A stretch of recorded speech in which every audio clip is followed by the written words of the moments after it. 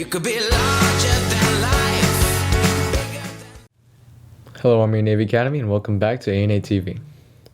Today we'll be continuing with a segment on the first year teachers on campus, followed by an update on Warrior sports, and then a very own commentary on Squid Game and its impact. While 2020 has been over for a while now, the footprint of COVID still lingers across the academy. Despite this, however, our cadets and staff have managed to adapt. This year we are welcomed by 3 new teachers. Ms. Caraveo, the new Spanish teacher, uses a unique teaching style known as immersion learning. I like to bring real life experiences to my students. Well, my goal is to do it 100%, but right now it starts like 10% and it will increase as they feel more comfortable.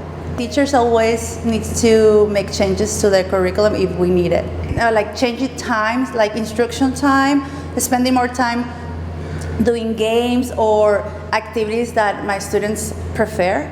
So far they're doing great. I'm so proud of them. They need to make sure that I'm always here for them and I am a teacher that care about them. Mr. Crone is the new English 11 teacher here at the academy. The biggest thing that drew me here was being able to work with young men, being able to kind of interact with them on the academic level alongside everything you guys are doing in terms of discipline and leadership and kind of building up, you know, the kind of well-rounded person. And so a big part of what we're talking about right now is this idea of the rhetorical situation. Like you wake up, you're with your roommate, what are the ways that you communicate when you're with that person? And then likely you go to mess and you're sitting maybe with a group of 5 or 6 cadets. Like how does your communication shift there, and then so forth as you go to formation and algebra and English class and things like that. And so I want people to understand that communication is context driven, and as soon as we can kind of understand that, everybody can start making more conscious kind of choices about how best to communicate. And ultimately communication is power. And so if we can understand how and why we're communicating in the ways that we are and make conscious choices, we can be more powerful and engaging and persuasive and convincing in all sorts of situations. The drama department is joined by Mr. Johnson, who aims to help his students find creative ways of expressing themselves. I started my first theater production in the 6th grade in Iwakuni, Japan. So I was about 13, 12. I started professionally doing theater my 10th grade, so I was about 14, 15, and I joined my first professional group that I got paid for in New Bern, North Carolina. They were called the Sax Bradbury Players. Honestly, I think what theater will bring for any of the cadets who want to take drama is a feeling of self. It's a feeling of self, the freedom to be yourself and have fun, whether it's we're being serious or we're being goofy and funny or we're doing something a little bit more dramatic. Theater gives you the opportunity to just be yourself and bring that onto the stage without having to worry about other people judging you. Not saying that that's anywhere else on the campus, but that's a safe haven for me, and I wanted to be a safe haven for the students to just come, have a good time, be themselves, and express in school. So I want drama to be an invitation for those who do feel comfortable here and who may not feel as comfortable here, to give them an opportunity to explore a different realm of life that they may or may not already be familiar with, to just grow. Ms. Vigil, a professional skydiver, middle school English teacher, and yearbook instructor, is joining us this year at the academy. I did 2 years at the Naval Academy, and then I transferred and finished at a civilian college. I decided to go into a different direction with my career. So I actually have a degree in English and then worked testing computer software out of college, and then became a career changer into teaching. For my English students, really the main thing they need to learn is a life skill, which is just putting in the hard work, turning things in on time, and being prepared. But then on the academic side of it, I need them to be articulate speakers. I need them to be thoughtful readers who can read with a purpose. And then I also need them to be polished writers who can convey themselves well in writing, whether it's for business purposes, academic purposes, or just in general for life. We have a great staff this year, and really they have my full trust and confidence as an instructor. So I have empowered them as staff members. We're viewing it as a team, really. Our staff is a team that's producing this product. And I have delegated and tasked them out to be responsible. So we have photographers, we have copywriters, graphic designers, we have an editor, Ding Hang Sun is our editor, and just watching the cadets themselves grow into those leadership roles and become confident in going out, accomplishing the mission, and working together. They've been doing it out of a sense of brotherhood. They're not doing it for me or for a grade, they're doing it for the whole corps of cadets to preserve those memories for all of us. When we finish the yearbook, I want, and all of the staff members feel this way as well, unanimously, that this book is your book. It's for the whole corps of cadets. We need everyone from the newest middle schooler to the most senior ranking cadet to be well represented in the book, to have that coverage of each person. And we have been focusing this year on being kind of the collective keepers of the memory here at A&A. We want to document those memories and preserve them for the future.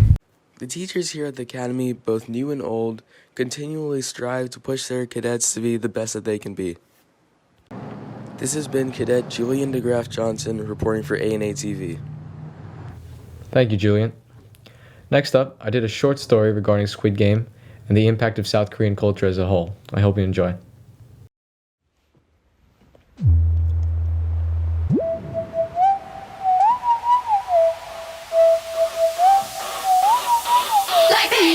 As of late, South Korea has become a global powerhouse in entertainment, forging a unique path in film, television, and music. 2018 saw the release of Blackpink's EP Square Up, containing their hit Doo Doo Doo Doo. In 2020, BTS topped the Billboard Global 200 with their Grammy-nominated single Dynamite. In 2019, Masterclass director Bong Joon-ho created Parasite, the first foreign language film to win Best Picture at the Oscars. For a long time, South Korea has cemented themselves as the Asian capital for entertainment, earning a place in the Hall of Fame alongside the likes of Japanese anime and Hong Kong cinema. In 2021, the Korean wave shows no signs of stopping. Squid Game has certainly earned the title of phenomenon. Originally conceived in 2009, Squid Game only hit Netflix catalogs this year, but became an instant international hit. It has served as yet another valuable gateway into the world of South Korean life, culture, and thought, particularly about capitalism. In critical terms, Squid Game has been said to serve as a critique of capitalism. Writer-director Hwang Dong-hyuk has stated, "I wanted to write a story that was an allegory or fable about modern capitalist society, something that depicts an extreme competition, somewhat like the extreme competition of life. In this sense, lightning strikes twice."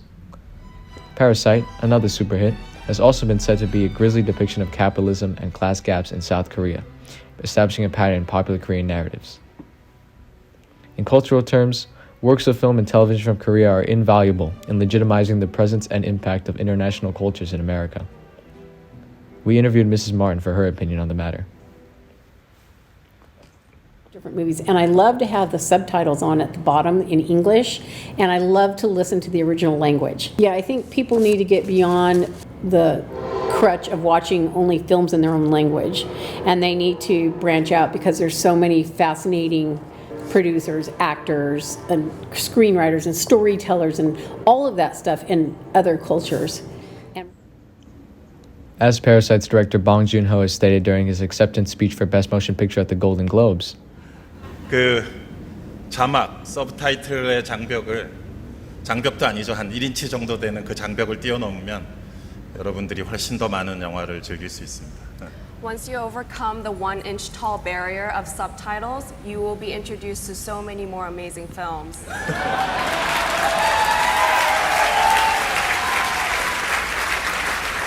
and in a single sentence, Bong proved the value in foreign media.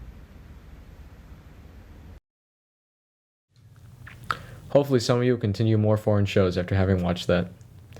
Next up, Owen Turner with a recap on football. Hi, A&A. I'm Owen Turner, and I'm the sports anchor for your A&A News today. Since the last time you saw us, we won big against Maranatha Christian, 35-0, and El Faro Charter, 43-7, ending our season 6-4.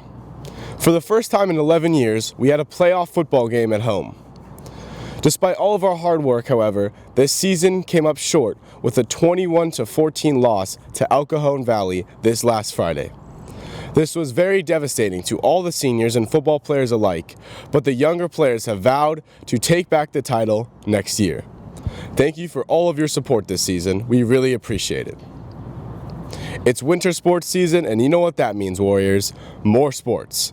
In our next segment, we will introduce to you soccer and basketball. Now heading over to Bobkin and Julian for the news about cross country. Coming at you from A&A News, I am Owen Turner. Led by Coach Maya Ramirez, cross country has hit the ground running this school year. For the past 3 years, I was the head coach for cross country and track and field. We then asked her about the benefits of cross country. Oh, there are many benefits. I want everybody to join.